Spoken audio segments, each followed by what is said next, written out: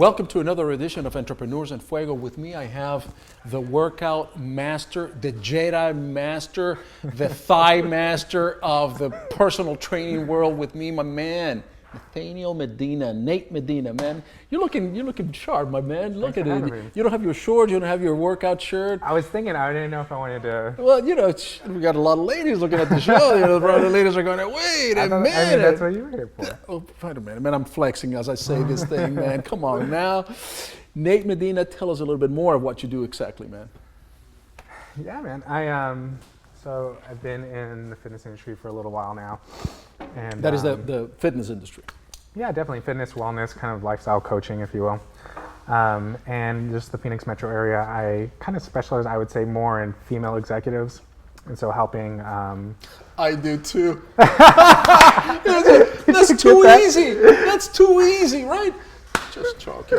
Just you have to have these in there somehow. I don't know, man. This shit just comes out of my.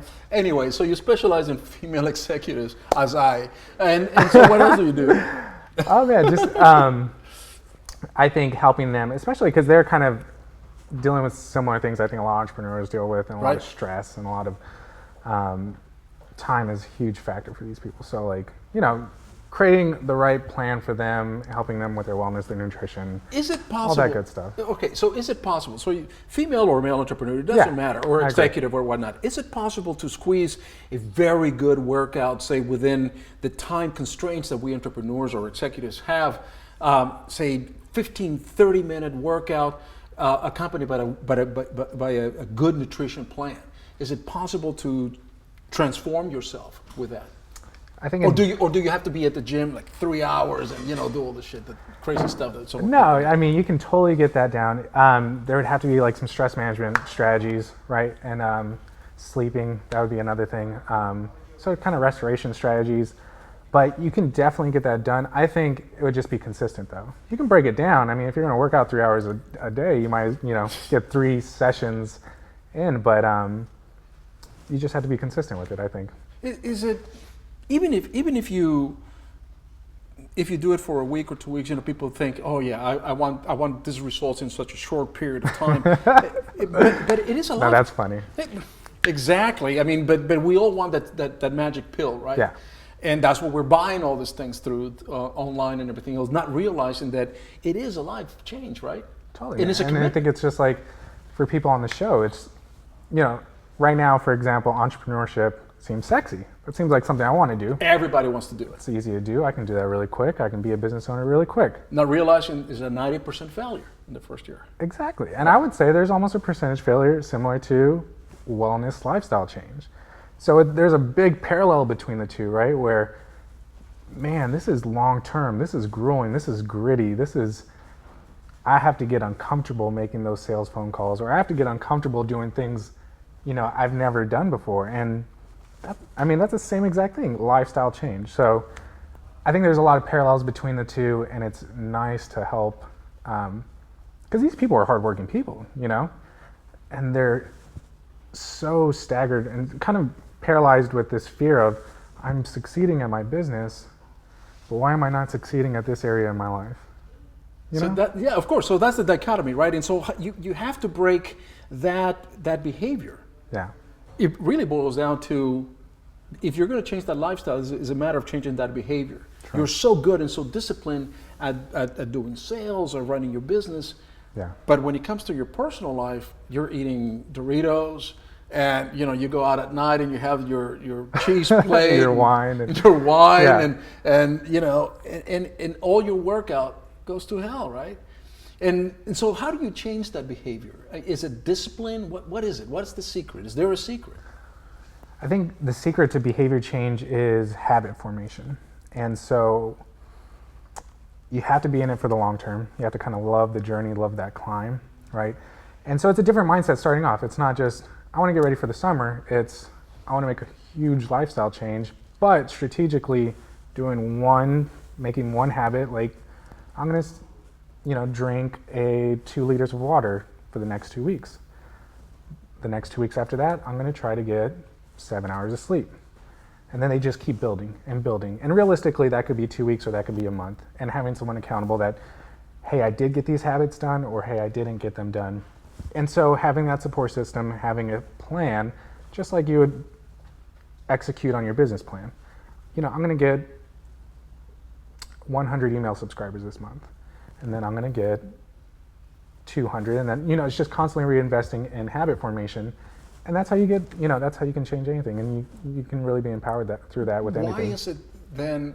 It sounds very simple. I mean, it sounds very logical. Right? Why is it the so simple hard? things I think are the hardest to execute, though. The simple things are all the these hardest things to make execute. sense to me, but the moment Friday night comes around, and you put a freaking bowl of ice cream in front of me, Yeah. I go to shits. That's it. I mean, that's my weakness. That's my Achilles heel, right? And I work so hard, and I boxed, and I this and everything else, and it kind of, in my mind, right, I'm thinking, okay, now I have the license or the permission because I worked out so hard during the week to get this little reward. That's that entitlement effect, right? Exactly. You see how people in business, though, you can get to a stage where I had an issue, and that's why I'm kind of like, right now, there's a slump because there's seasonality to my business. Right. So you get but comfortable. But there shouldn't be, right? There shouldn't be. Ideally, there shouldn't be. Right. But this is a lesson I learned within the last, I would say, year, is that I got to a stage where I was comfortable, and I felt entitled to, hey, I gained this certain amount of clientele. Right. I have time to improve on myself and do certain hobbies and do kickboxing and do all these other things. Right. I can kind of slack a little, right? I'm entitled to that. But now what happens, some clients, are snowbirds, they go away, and now I'm feeling that pain, right? Right. And the same thing happens where I feel entitled, I worked out so hard this week, now I can slack the whole weekend, and then you find yourself in that trap the next Monday. So it's like, that's the hard part. But I'm not saying anyone has to be perfect. There's obviously times where we can relax, but hopefully knowing the difference between that ice cream and maybe some Greek yogurt and granola and berries that taste, that can... Dude, there's different trade-offs. It's good, it's really good. It's just, man, it's so hard. It's so hard, right? I mean, if it was easy, hard. Everybody would be doing it. Exactly. And the infomercials on Saturday morning would stop screaming at me going, please, buy the TRX, buy this thing, and get all this amazing fit people on TV and everything else.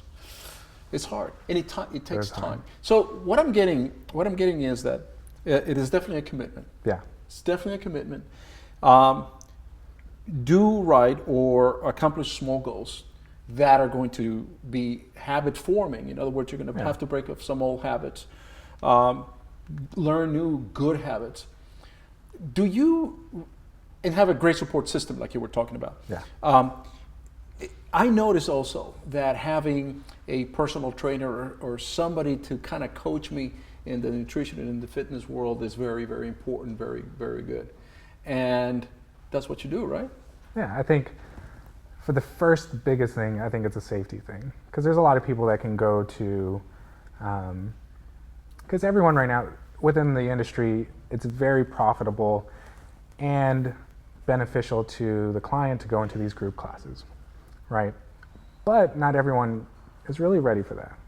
Realistically, not everyone's ready for that. Everyone moves, a good portion of the population moves really poorly.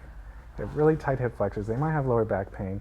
Something's going on with their shoulder. And they're trying to do their own workout and stuff, and it's just not and so work. Everyone needs a little bit different, just a little bit. I mean, there's best practices out there, and that's great, and that's good to start off with. And so once you start reaching, if you can get the safety part done, not going into crazy advanced stuff super early, because I hear all these stories, man, where just people are destroying their back, and that or not eating during the day. Yeah, stuff like that. Oh, I'm on a diet. Wait a minute.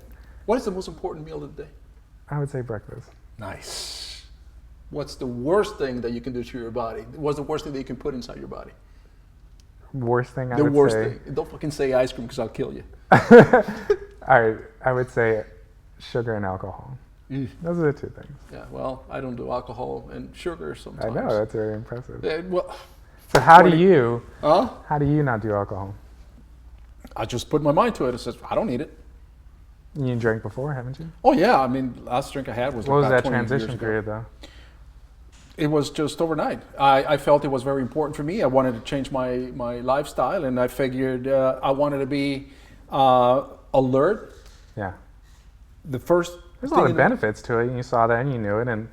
But for some people, they don't have that overnight, that aha, and they need that support. Yeah, well, and that's what I try to help. Yeah, with that and the DUI that I got. So that something has to happen.